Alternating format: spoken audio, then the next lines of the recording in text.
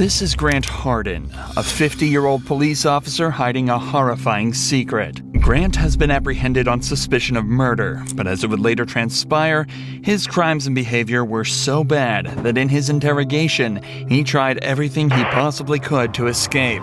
On the 23rd of February, James Appleton had pulled into a parking lot on Ganridge Road to take a phone call with his brother-in-law. Suddenly, a loud banging sound was heard over the phone, and the line went dead. A passerby had spotted a white Chevrolet Malibu parked behind James's car that immediately sped away after the loud noise. When the passerby went to check on James, he was lying dead at the wheel with a gunshot wound to the head. Gateway, Arkansas is a small town of 400 people, so the owner of the Chevy was quickly determined to be Grant Harden, a 50-year-old police officer who had lived in this town his whole life. Later that night, Grant's vehicle was stopped at a police roadblock after taking his family out for dinner, and he was quickly brought in for questioning. But unfortunately for everyone involved, Grant's experience in law enforcement would prove to make this interrogation one of the most excruciating and difficult that Arkansas police had ever had to deal with.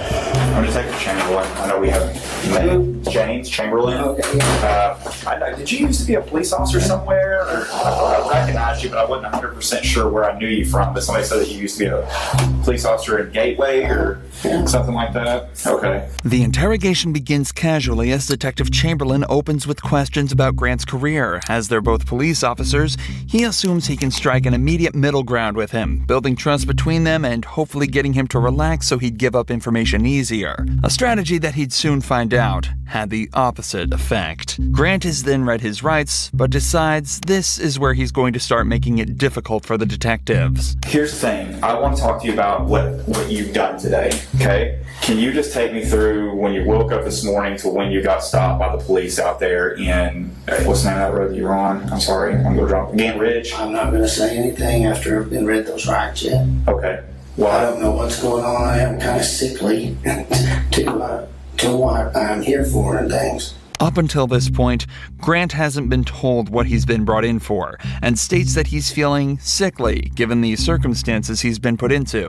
Given his disturbing body language, he may also be feeling exposed and somewhat inferior due to being the suspect of a case instead of the detective for the first time in his life. So you don't want to explain what you've done today? Did you? Is there a reason behind that? What was the first thing said? I have the right to remain silent. Okay. So you're telling me that you don't want to talk to me right now? Okay, cool. Hang tight right here for just a few minutes, okay? As is normal in a case like this, the detectives leave the room for a few minutes to talk about how they're going to handle the interview. And not only does it give them time to formulate their approach, but it also gives the suspects time alone to worry about what could be going on and form anxiety regarding their situation. At the same time, though, it may also give the suspect a moment to collect their thoughts and generate their own story and approach to the interview, putting the detectives on the back foot instead. By the way, I'm Detective Cordier. I think we've met once before. Probably so. Yeah, I think so. Okay, so I don't know if I scared you at the beginning or what, but that's why I was trying to, and I can't, you see the position that I'm in. I can't tell you why you're here, but at the same time, I need to rule you out into something. Does that make sense? When the detectives re-enter the room, they try an obviously different approach, this time attempting to set Grant at ease, stating that they just need to clear him from any wrongdoing, and then he's free to go on his way. Many people would, at least subconsciously, be inclined to open up a little more in an attempt to get out of there as soon as possible. But Grant has other ideas. Would you be willing to talk to me about your day, knowing that I need to rule you out of something, or like I'm just, if you didn't do anything wrong today, you have nothing to worry about? Yes, I would have liked to, but before the rights were read. So okay. Not knowing what's going on. Yeah, and you understand as a detective, we read those rights to everybody who comes in here. It's not just you. It happens to everybody that walks through this room and talks to us. As a former police officer, Grant is fully aware of all of this. He knows everybody that's interviewed, innocent or not, has to be read these rights, which essentially completely invalidates this as the real reason that he isn't talking. He's just using it as an excuse to refuse to talk, and possibly to even stall for time. I guess my question is this, knowing what I just told you, I guess if it was me and I was if I was in your position, I'd be like, hey, James, I did this. Or Grant, I did this. I was at, here, and here. And I would just be done with it. But at this point, like, I can't clear you from this because you could still potentially be a suspect. I don't know if I'm not explaining it right or what's going on here. Explain it fine. I just have to, once the rights have been read, I have to, it says I have the right to be silent. Yes. Okay. Just tell me this. I know you were a police officer before, right? You're a police officer in Gateway? It's an easy yes or no. I'm being silent. Well, I can see that. We can do this all night. I mean, it doesn't bother me. You're going to continue to be a suspect until I find out otherwise. Okay.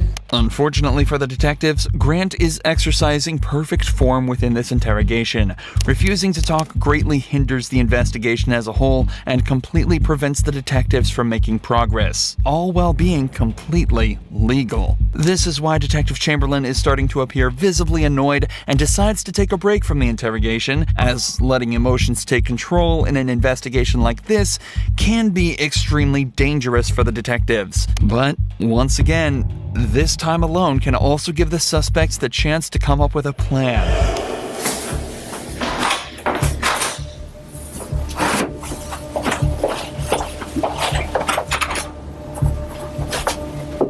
Hello, I need to go You need to go where? home or get ready for work in a little bit. Okay, we'll just have a seat and I'll get it for you. Okay. Okay. All right, thank you. Hey, Grant. Yes, sir. The other officer told me you want to talk to me again. What's going on? I'm just ready to go. Okay. And I'm not ready for you to go yet, so you're not going to be able to go. I've got other things that I'm doing right now, so. Oh, I was gonna go. Oh, no, you're not going to Tell go. you that. Okay. Yeah, no, you're not going to But go. I will. Okay. Perfect. Thank you. Oddly enough, in many other investigations like this, now is around the time where an officer may attempt to come to a decision regarding the suspect. The interview is obviously at a complete standstill and no progress is being made in any direction. The standard protocol would be to either gather the information needed to charge the suspect for a crime or release them based on a lack of evidence. But whether the detective thinks he can extract more information or if it was an ego-based decision, Grant is told to stay and continue the interrogation.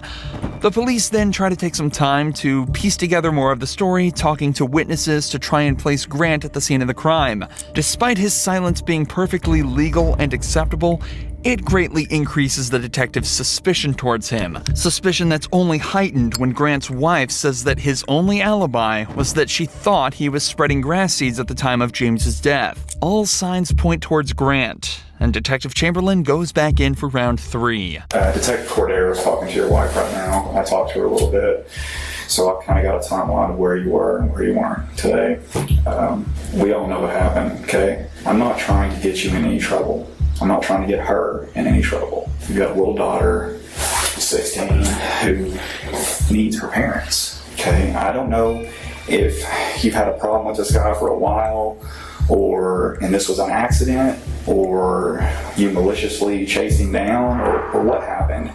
But if I don't get your side of the story, I won't ever know. We're writing a book. You got chapter 1, you got chapter 2, and chapter 3. Chapter 1 is what happened today, what started out today, how your day started. Chapter 2 is what led up to the incident, and chapter 3 is you telling me about what happened to lead you up to that. I know you went to eat, out tonight. I know what you said at dinner. I know that you went to Lowe's afterwards. I know everything, but I don't know what caused the incident. And if I don't know that, I've got to assume the worst. I'll let you think about it. I'll give you one more chance here in a few minutes, and I'm not going to talk to you anymore. I'm telling you that. Well, what happened? I know, you know. We have witnesses that put you there. They physically ID'd you. The 2 cars that drove by. Look, man, I just want to know why it happened. I'm going to sleep good tonight regardless. I don't think you will. At the time of the murder, when the 2 cars were parked up beside each other, the man in the white Chevrolet waved the passerby past before the gun was fired. As they passed, they were able to get a good look at the driver. And unfortunately for Grant, it was Andrew Tillman, another resident of the small town who had known him since he was a child, and was hence able to undoubtedly place him at the scene of the crime as the gun went off. Both Grant and Chamberlain know without a doubt what happened to James, but Grant also knows that his only chance of escaping is to continue to remain silent and pray that they can't gather the evidence they need. The detectives are now forced to try almost anything they can think of to get movement out of Grant, starting with allowing him to see his wife and daughter in hopes that it will invoke some sort of emotional reaction within him and get him to talk. Your wife's about to leave. She wanted to give you a hug before she left. Are you good with that? Me too. Okay. All right, I'll be back in a few minutes. Thank you. Unfortunately, even this doesn't work. So instead, Detective Cordiero decides to return alone with a more calm and sympathetic demeanor in a second attempt to build trust with Grant. Often, male suspects are more likely to build a subconscious connection with female detectives due to them often thinking that they're less threatening and more understanding. Realistically, this is the last option the detectives have. All right. Get ready to think about laying down up on that desk, but it looks awful hard. Yeah, I don't know if you'll be any more comfortable up there than what you are now. Can you help me understand how we got to this point? I don't know. I don't know. Man, I remember being on patrol and running into you one night. Help me out on a call, back me up. Oh, It was way back in, I guess almost 3 years now. well, Two, Yeah, probably something so. like that. Yeah, something like that. you guys are always good to help us, help me too. Yeah, absolutely. Brad, you was always right there, man. Cordiero opens up with an anecdote about how Grant apparently backed her up on a case 3 years ago. Even though he doesn't necessarily remember it, this will give him the idea that Cordiero will be even more sympathetic and helpful towards him as he's done her a favor in the past. It also allows them to continue reminiscing about their time on the force and the people they've worked with, further strengthening the subconscious bond Grant will be creating. I just don't understand how we got to this point. Yeah, me neither. If you're willing to talk, tell I'm me. just ready to go to bed. I don't blame you. Me too. Me too. And if we could do that, you just talk to me. Well, I just have to, since you read those rides, I have to do the ride. Well, what's the difference? You know the difference? Regardless of something happened or not, and if it did, if it was an accident, well, tell me. Like, let me help me help you. Like, I want to know what I can do or what happened today to be able to explain it later. I don't know what happened today. I just need to.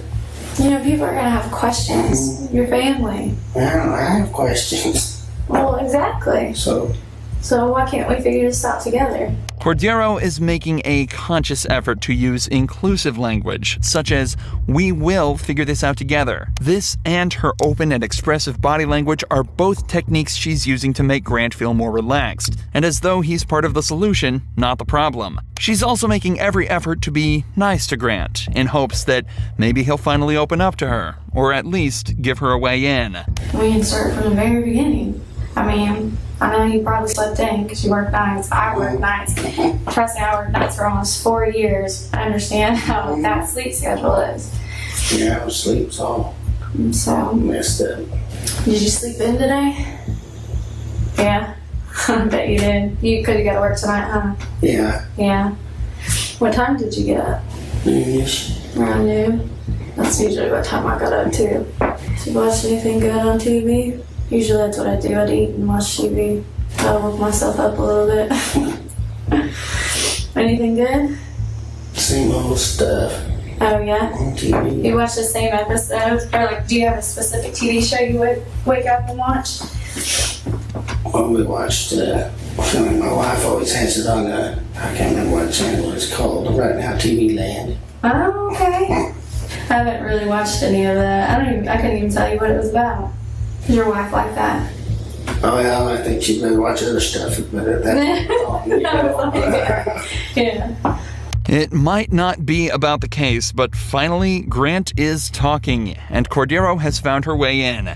If she can keep the flow of this conversation up, she might be slowly able to extract information from him even without him knowing. Talking about specifics such as TV shows and sleep schedules, even that could lead to catching him in a lie, and placing him in certain places at certain times. But most importantly, she's building a connection with him and continuing to let him talk, which increases the chance that he either slips up or decides to make it easier on the detectives and answer a question. But predictably, as soon as Cordero started asking him to talk about the case again, he shut down once more, refusing to answer any more questions and staying silent. I think you have a lot to live for.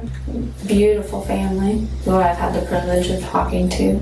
The way I look at it is you're a man. Men face their mistakes and they own up to them. And they figure out what happened and figure out how to solve it and move on. Like I said, I'm honestly here to help you. I want you to understand that. I wouldn't spend my time in here with you if I didn't. And that something happened today that needs to be explained. Did you make a mistake today? Even after reminding him of his family, Grant doesn't move an inch, again realizing that his only chance of being let off is to not speak and hope they don't find anything. I like you. I like this fella that was a detective here. And I don't care about any of that and stuff. And I just don't know how to. I haven't had this happen before. Being brought in and interrogated for something. So I know you don't care, but I just don't know how to be silent. Sitting over here looking like a jerk. No, you're not. Honestly, you are far from that. You're very polite. Don't you know why you're here? I appreciate you guys, and I'm just gonna get a lawyer. Yeah, it's up to you. But You can obviously something's going on, and I need one. I just want to hear your side of it. I want to get a lawyer. After hours of almost pointless back and forth, Grant finally asks for a lawyer, meaning that detectives can no longer question him, and concludes the interrogation. But this is far from where the story ends. Between this interrogation and the final court hearing, Grant and his lawyer both realized that there was simply no way he was going to be released scot-free. Not only was there a man at the scene of the crime who all but saw him pull the trigger, people were also starting to realize that he'd actually either been fired or resigned from 3 different police force jobs before becoming the chief of police in his hometown. So, on October 16th, 2017, he pleaded guilty to the first-degree murder, but refused to reveal his motive, leaving each member of James Appleton's family without closure to this day. However, as Grant was being prosecuted, a shocking revelation was made that turned him, a murderer, into a senseless monster of a human being. As his DNA was being taken, they realized it was already in the system, under an unknown name, for a crime committed almost 20 years ago. In November of 1997, a teacher at Frank Tillery Elementary School went to the teacher's lounge bathroom only to be met by a man brandishing a gun that forced her into a stall. The man then raped her and fled, taking care not to touch anything or leave evidence behind, except for the he left on her clothes. Local police did everything they could to identify the perp, but after 20 months of effort, the investigation went cold until 20 years later when Grant Harden's DNA was found to be a perfect match. And because Rogers police had obtained a John Doe warrant back in 2003, allowing them to arrest an unknown suspect and bypass the statute of limitations, he was hit with the 14-year sentence for his on top of the 21 years for the murder of James Appleton. And as such, Grant Harden was sentenced to 35 years in prison, meaning that he'll likely live out the rest of his life behind bars.